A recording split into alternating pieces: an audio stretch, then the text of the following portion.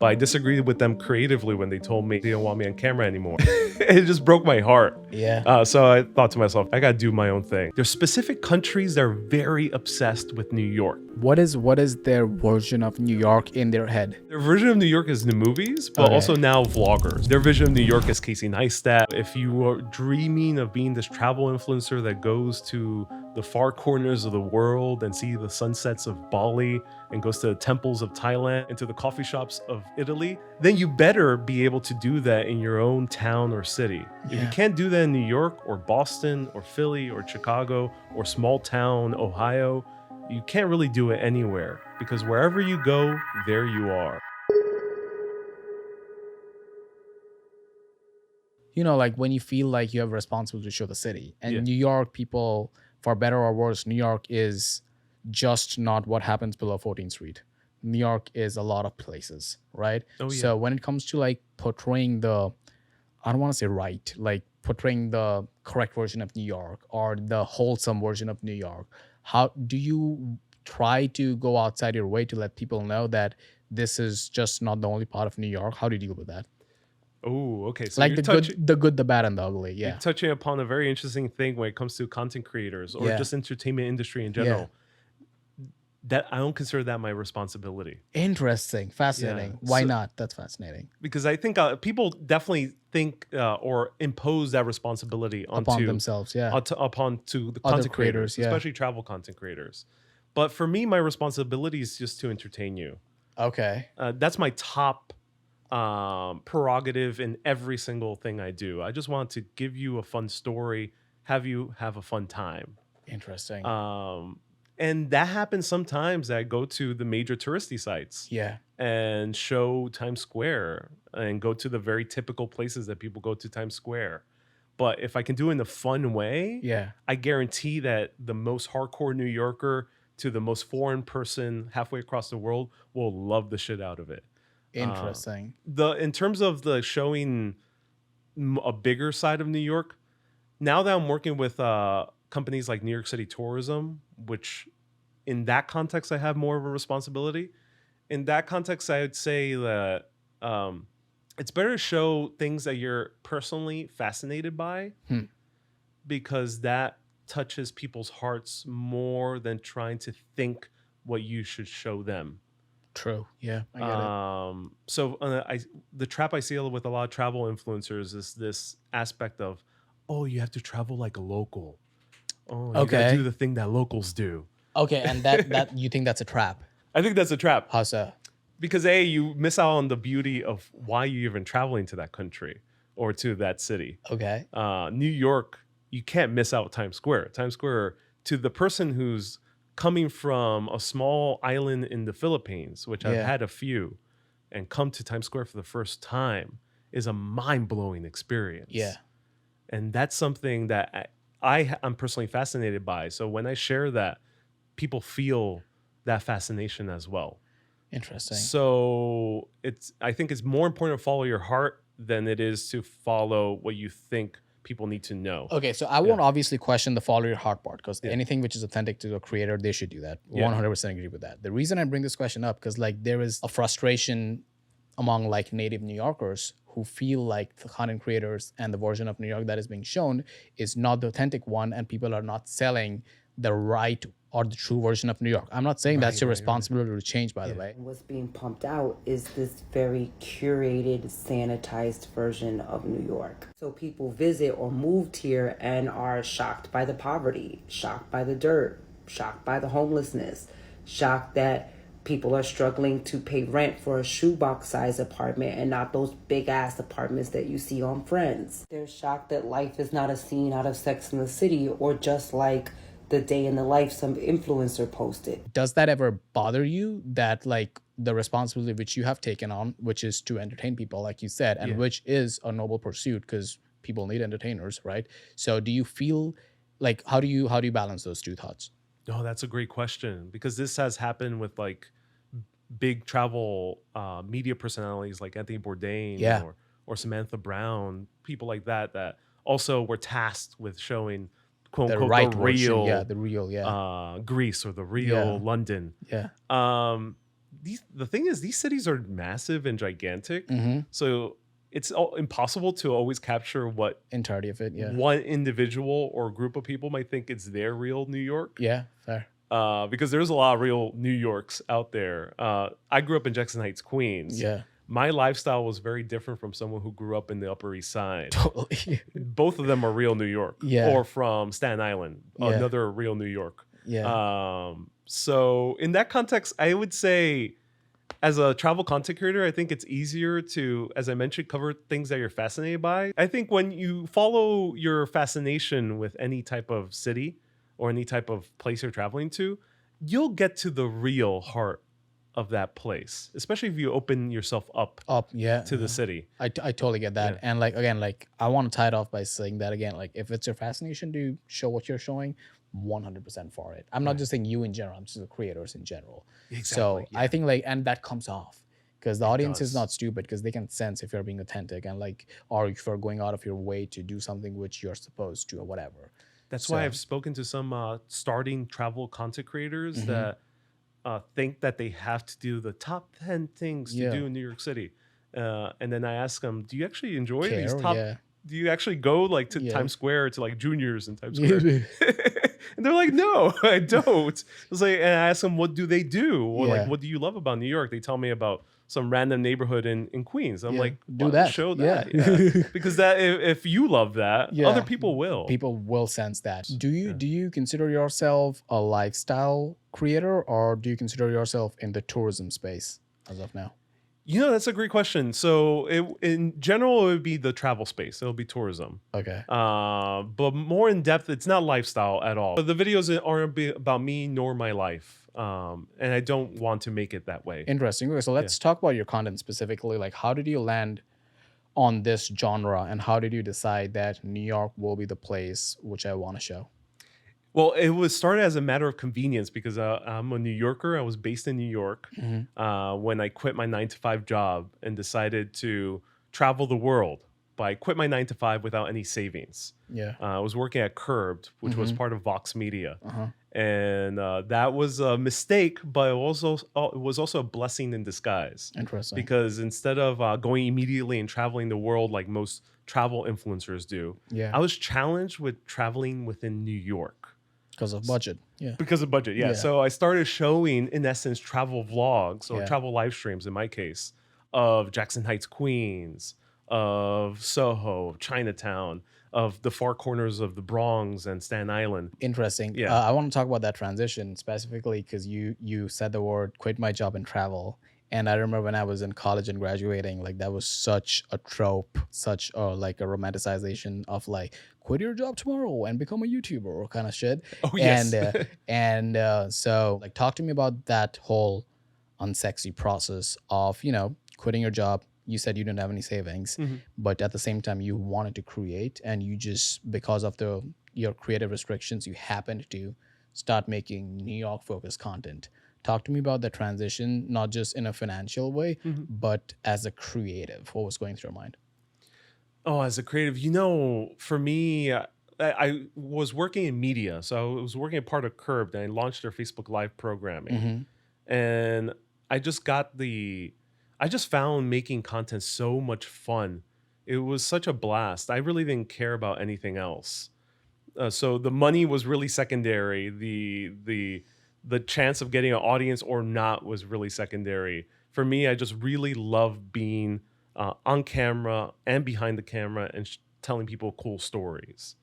So that was my number one motivating factor. The transition was very easy because the moment I started filming things around the city, it felt like the most natural thing in the world for me specifically. So it's almost inexplicable to describe how natural and easy it felt as opposed to being stuck in the office. Yeah, and like you said, natural and easy, and like New York is such a funny place to film content specifically. Like, you know, if you go outside, a story kind of like whacks you on the face, unlike no other place. I'll tell you this. So I was really addicted to Casey Neistat's vlogs. Yeah. So I tried to first do vlogs like him, and that felt unnatural. Interesting. I did not Why did that fit? Because I didn't like talking too much about myself and pointing the camera at myself.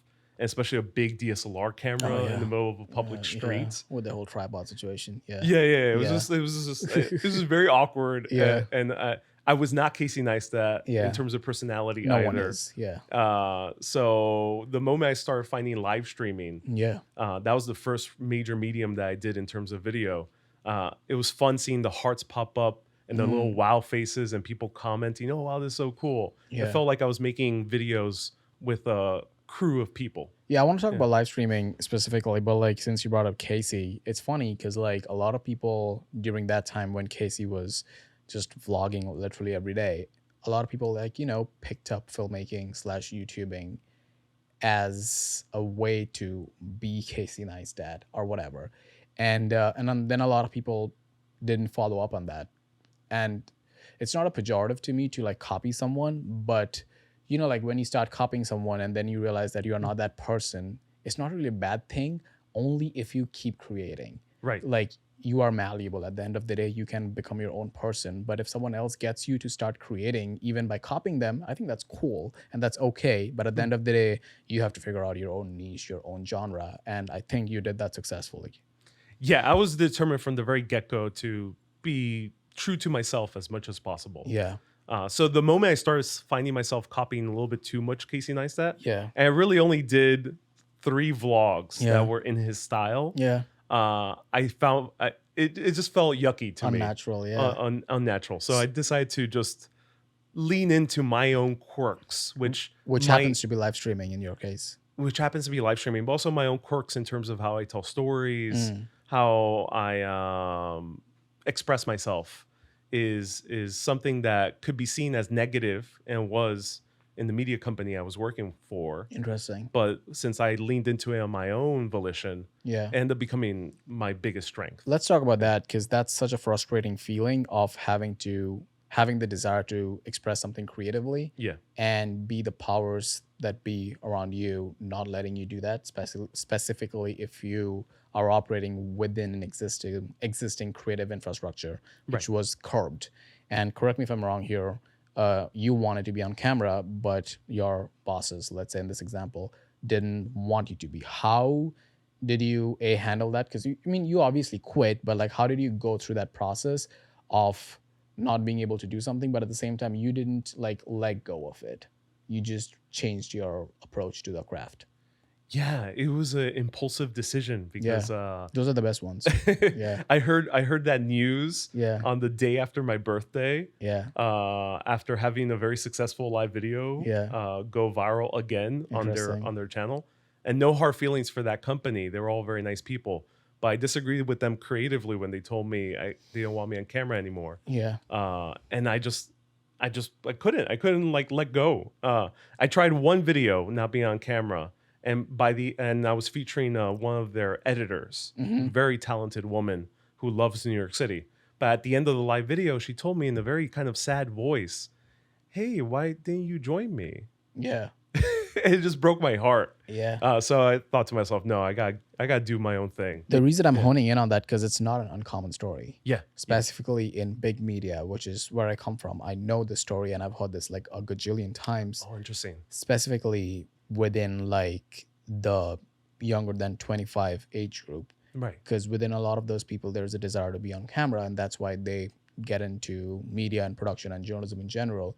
And they get into in any which capacity that it allows them to be. Like, so I'm going to get my foot in as an editor or as a producer or as an assistant in some cases, but somehow I will climb my way in to be on camera. And that's not an uncommon story, trust me. And they realize that because of the systems which are in place in big media companies, that is not really possible. Right. But where that is possible is new media and YouTube and this whole new generation of creating without gatekeepers. Again, I'm reiterating all of that because I think like, young people need to know is that if you want a paycheck and if you want to work at a media company, that's fine. But at the same time, if you want to be on camera, it's not about exactly being on camera. It's more about like being able to tell your own stories. So like independent media and YouTube is the best place, and it's harder. You don't make any money in the beginning, but that's the only way to do it.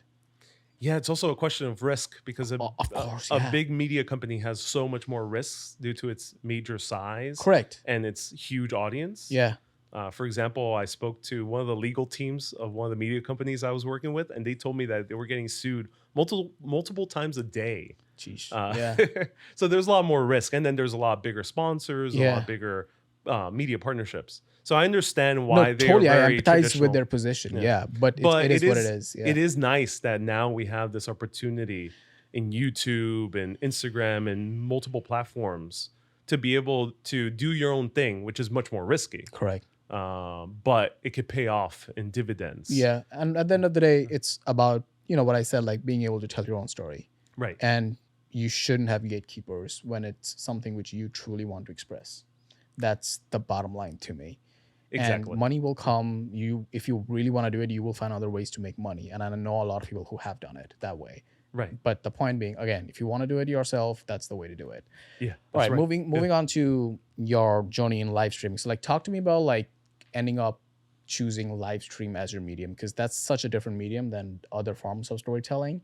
Specifically because in like other videos, like videos on demand, the story is told in the edit, right? Right. Whereas in live streaming, you're telling it as you go, right? Exactly. There's no editing. Correct. So you can't take anything back. Talk to me about that medium specifically, and especially live streaming New York, because things are happening around you all the time. Right. Yeah. So the type of live streaming I do was called IRL streaming in real life.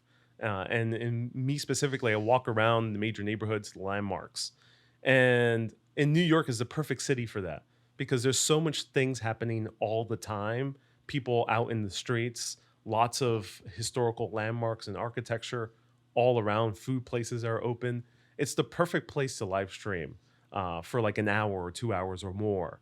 And that's what I love about live streaming is it's immersive in a way that a vlog can't be. How so?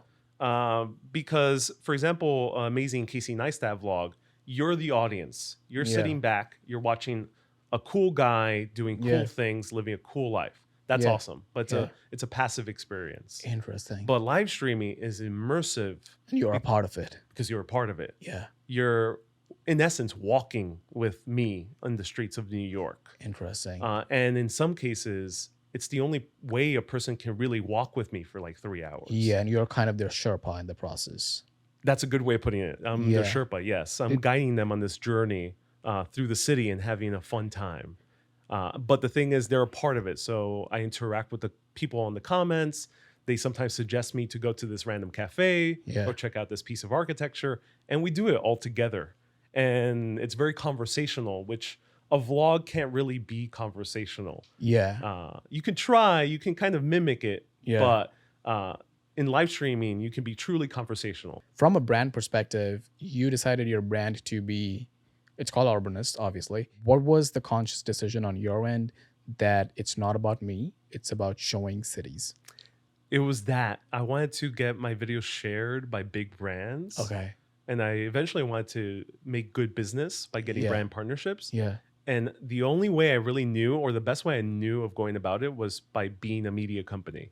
Got it. So I was a media company of one, but a lot since in the beginning, I always referred to all the emails as we. Yeah. And I called myself the video producer of Smart. Urbanist. Super smart. Yeah. So in my I've heard this story so many times. Oh, cool. Yeah. Like not about you, but like people who start companies, they're Right. like, oh, Gary will text you. And there's like, that's him. I'm Gary. Exactly. It's like, so that's just a pretty standard entrepreneur journey to be bigger than yourself. Yes. And I respect the shit out of it, obviously. And even the word Urbanist Yeah. sounded similar to Gothamist, Fascinating. which was another major media brand at that time. Yeah. And then just it sounded like a big media brand in general. It does. And yeah. when I reached out to my initial partners, they were like, "Oh yeah, I've heard of Urbanist." They never heard Yeah. of Urbanist, but they thought they did. Yeah. Which was the key to my early success. Talk to me now about on the other side of the camera, which is the audience. Who exactly are the people who are hanging out with you on your live streams? Because like, I'll be honest, I'm not a live stream guy. Oh yeah. Right? I the only live thing that I watch is sports. Right. Right? And so I'm always curious regarding like live stream audience and like what their intentions are. Like in Twitch IRL streams, I know that it's like a weird parasocial relationship which they have with the creator. Right. In your case, are these people who are interested on your narration, or are these people who have never been to New York and who want to know what New York is like? The cool thing is with live streaming, you tend to get all types of people. Huh. But there's a few distinct groups, and you just mentioned two of them. Yeah. One, the people who just like to hang. Yeah. And this happens a lot with Twitch IRL streamers. Yeah. And yeah, there is a weird parasocial relationship. Yeah. So it's on you as the content creator to establish the boundaries of that. Yeah. And that's another benefit of me being Urbanist and not Ariel Viera. Correct. So it's about the history and the city and the exploration. So the boundaries like pre-assumed, like they know that it's not about you. Yeah. Precisely. Yeah. I said it in basically every live stream. Yeah. And then the second type of person is the one who wants to come to New York City. Yeah. So they're like the same type of people who go on YouTube and search travel tips for New York. Interesting. So they'll watch my live streams, but they watch my live streams for a different reason from like a vlog, like a top 10 vlog, or like a vlog from one of those famous food vloggers. Yeah. Because, okay, so I'll tell you one anecdote that really blew my mind in terms of live streaming. My parents were planning a trip to Prague shortly before the pandemic. And they were so excited. They were really researching everything that they could. But then they started watching live streams of the buses going through Prague. No narration, just the bus. the camera is on the bus, or the camera is on the bus in front of the bus, and then the bus is just driving through the city. Fascinating. And I saw them just staring at this one day walking into the living room. I felt like I was interrupting something. I still don't think old people don't understand the internet. No. But they were doing it for a very specific reason. What is that reason? The reason was because they felt more acquainted with the city. So them being a little bit older, they felt that they got to see the city beforehand. So once they get there, they feel a little bit more relaxed. It's like reading the menu before you go to the restaurant kind of thing. Yeah. Precise. Exactly. That's a great way of putting it. And that was your insight on the fact that this medium of storytelling has a value.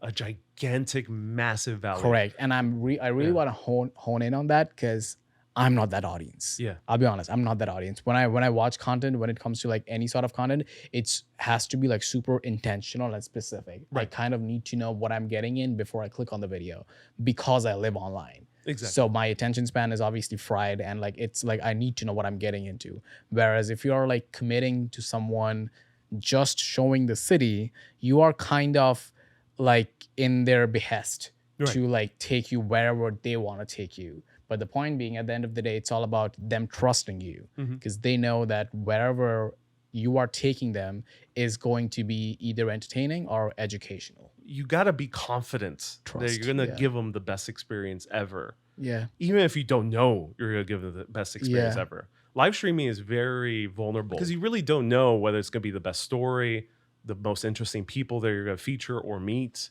or the most interesting topic. You don't know. But a lot you got to be confident that it will be. Correct. And the confidence will get you there. Even if it ends up being the most mundane experience, you can still make it fun. When you left your job and you wanted to make your own content and focus in New York, you took a risk. Right. You didn't have any savings and you wanted to do this anyway. So from that time to now, how has your finances vis-a-vis you making money from your content changed, and what are your different streams of income as a creator? Yeah, short form video has been a big blessing because live streaming, the reason I got into live streaming, the business reason I got into live streaming was because it's a $9 billion plus industry in East Asia. Yeah. Oh my God. Yeah. China is like something else there. Yeah. They have like live stream factories where they have like, which I have my own thoughts about, but I want to get into that. It's a bit weird. It's definitely bordering on something super like Black Mirror-ish, but I don't want to go there. It's not that we are not tooling, because we just came up with the Apple thing. Right. So like, I don't know. Anyway, I digress. In the US at least, there's game streaming. Okay, that's fine. Yeah. And that for a while that exploded with like Ninja getting 500,000 concurrent viewers, which is insane. And now Casey Neistat and like Twitch Kick, it's the whole thing right now. So they get it. Yeah. And he was making like $500,000 a month, which was insane. Yeah. But live streaming in other regards, it's not really taken off yet in the West. I have no idea why. I'm very Yeah. curious. So I got in 2020 during the pandemic, was scrolling through TikTok and seeing all these people doing humor videos and dance videos. And I just thought to myself, I will go viral. I will go viral on this. Yeah. I will figure out a On way. TikToks. I don't really like dancing. I'm not really a funny guy. Like I'm Yeah. not focused on humor. But then they released the voiceover feature, Okay. and suddenly I can tell a story in a minute about a little landmark, Yeah. and that took off from there. So the cool thing is with short videos is a vlog takes a whole lot of work in editing and production and filming. Live stream, fortunately, doesn't reach a big audience, especially after it's live. It kind of just dies down. Off. Yeah. But a short video has massive potential for a huge audience very quickly. And TikTok was that platform for me. Yeah. And short videos is what enabled me to really grow my business in a much faster rate than live streaming. Live streaming, I was making a very steady income, which was nice. Which was completely like AdSense money. No, not completely. It was AdSense, patrons, and people giving tips. Got it. Like super chats. Okay, but that was live streaming. That was live streaming. Okay. And that was steady. And that was predictable. Okay. But I wasn't growing. Okay. And But short videos I am. how did that change then? How did the pie change once you started doing short form? Oh, yeah. Well, it took a little bit of a while because TikTok does not pay too much in terms of ads. Or at all. Like, let's be honest. Like Yeah, the it creator fund is just dried up. Yeah. It's terrible. Yeah. And Yeah. now that there's ads, Yeah. I got a whopping 68 cents for 12 million views. Awesome. Yeah. which is horrible. Yeah. But the power is the huge audience. Yeah. Brands like that. Correct. Yeah. So I've had the good fortune of working with some amazing brands that want the content that I already do, Yeah. just with them integrated a little bit into it, but they still give me the full creative freedom to do my own content in the way I like doing it. Interesting. Just so they can reach a bigger, more authentic audience like mine. Let's talk about like New York in general. Having shown New York and having lived here, New York is like kind of a unique place insofar as that, if I'm being completely honest, outside the tourism stuff, if someone were to be like super pessimistic about it, it sucks. Yeah. It's noisy, it's traffic, it's things, if everything's expensive. The point being, it needs a really specific kind of person to want to live here and to want to, chase something, quote unquote. Oh, yeah. So I want your version of that. So like, what is it about the city which today, after COVID, is still attracting people? After traveling to countries like Italy and Greece and France, where the life is slower, Yeah. but they're still very rich countries. Yeah. I got to appreciate New York even more. Mhm. I got to appreciate those countries deeply. But as I spent a month, 2 months, 3 months, 4 months last year in France, for example, I got to really appreciate the US and specifically New York, because the main difference is New York, the energy is very high, and people really are entrepreneurial in every aspect of life. From the person picking up the garbage and a bunch of garbage disposable companies happening now all around the Yeah. city. And they're doing a kick-ass job, to people, content creators, to big, massive financial conglomerates. Everyone has a really entrepreneurial spirit here, and they're willing to take risks to just try something new, to try and make good business. And I think it's important to not take that for granted, Yeah. because not every culture is like that. Yeah. It has its downsides, Yeah. because there's also that hustle culture where you Yeah. get burnt out, Toxic as well. Yeah. which has happened to me as well. Yeah, It's yeah, happened to a lot of content creators. Yeah. But the upside is, oh man, this energy is thrilling, it's intoxicating, and it could lead to wonderful things if you do it responsibly. Yeah. I mean, Yeah. yeah, that's the key thing. The responsibility is the key thing. And like, since you brought up like, burnout as a creator, it's obviously not uncommon, and it doesn't get talked about much, especially because like, content creation, it's all about the whole Gary Vaynerchuk version of hustle. And I'm not saying that's a pejorative or to anyone's detriment, because you have to work, obviously. But at the same time, you have to be conscious about like where that energy is going and how much it's cyclical and it feeds you or it drains you, Right. right? So talk to me about like your journey as a creator. It's a lonely process as well because not a lot of people get it, what you're doing. And talk to me about the process of like just being a solo creator and entrepreneur at the same time. Oh yeah, for me, I came into a crossroads about like 2 years, 3 years into my content creation career, where I thought to myself, either I go full into the art or full into the business, because it felt like I couldn't do both at the same time. Okay. And I came to a realization that if I want to make art, then I can make art. Yeah. But if I'm going to do this, making content on social media, it's a business. Yeah. And art should come secondary. But that doesn't mean that the entertainment factor should suffer. Yeah. You always have to entertain first and foremost. But I came to terms that it is indeed a business. And this business can facilitate me making art on my own. Yeah. But I can't get them conflated, because if I do, then I'll be pulled in two different directions and I'll be burnt out. So I just came to a realization that when it comes to social media, content creation, it's a business. Focus first on the business, meaning providing the best entertainment I can, because the viewers are also indeed the customers. My partners are also the customers, giving them the best. And then when I have that extra money and that extra income, I can do the art on my own.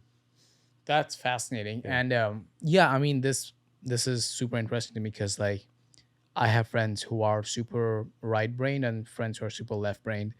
And I respect both of them individually. I respect the most to understand both of those. Yeah. I have friends who just would go outside and like take videos of New York, and no one ever sees the light of the day of those videos because they made it for themselves. It's a super romantic approach to content and videos and like cinematography in general. Yes. I You can get romantic, in my opinion. Yeah. And I respect that. Yeah. I respect that true approach to it. But at the same time, if you're trying to make it your living, it can't be just a romantic approach to content.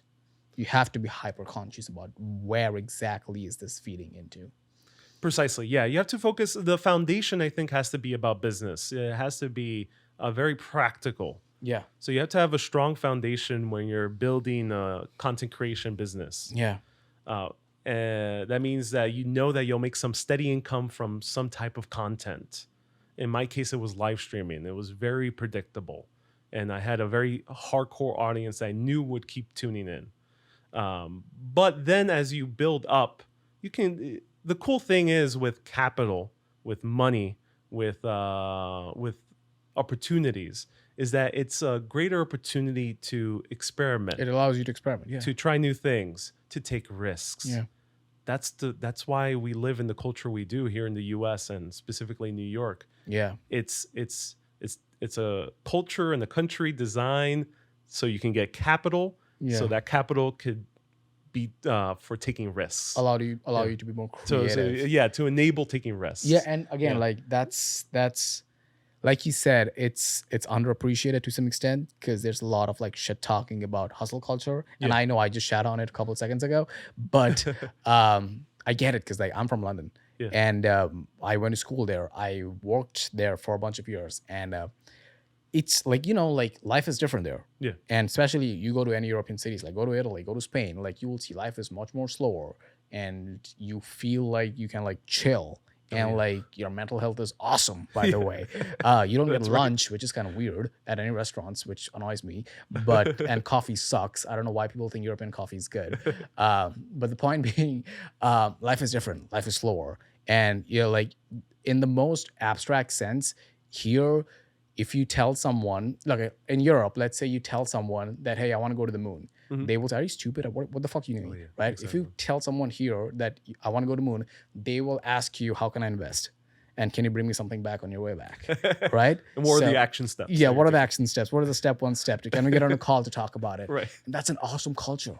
Yeah, it is. That's an awesome culture. I love that. Right. And there's nothing to shit on, but like, I digress. And that's awesome that you having traveled so much, you realize both sides.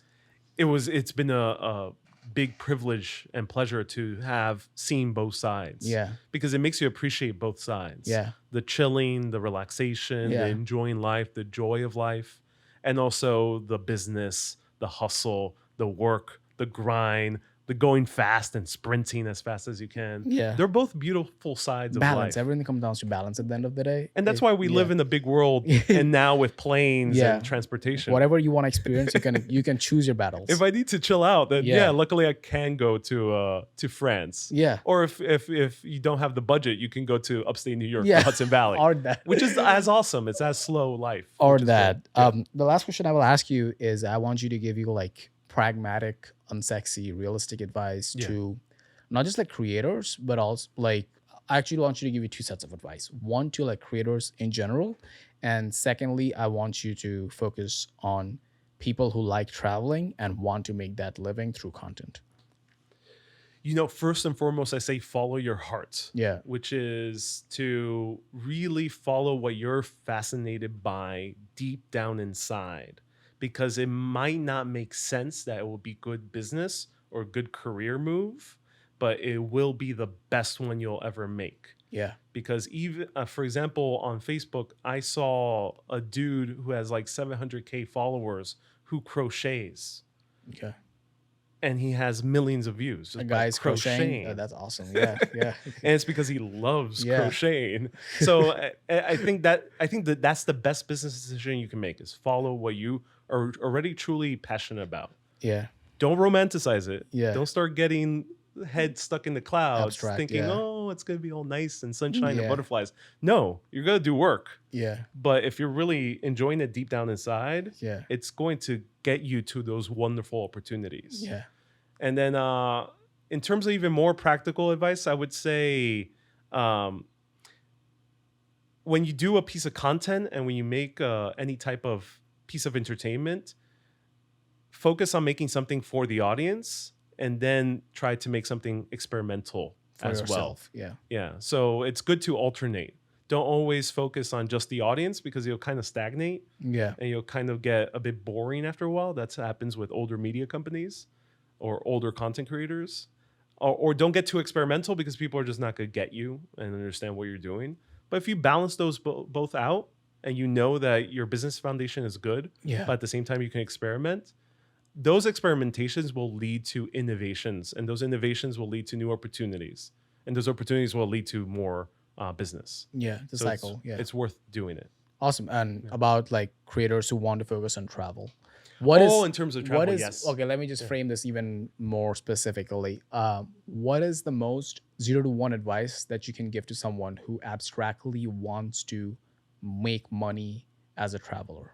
You got to be sure that you can travel within your own location. Okay. So if you are dreaming of being this travel influencer that goes to the far corners of the world and see the sunsets of Bali and goes to the temples of Thailand and into the coffee shops of Italy, then you better be able to do that in your own town or city. If you Yeah. can't do that in New York or Boston or Philly or Chicago or small town Ohio, you can't really do it anywhere because wherever you go, there you are. Yeah. So you got to be sure you can really enjoy your own coffee shop in your own neighborhood first and be able to make an interesting piece of content about it.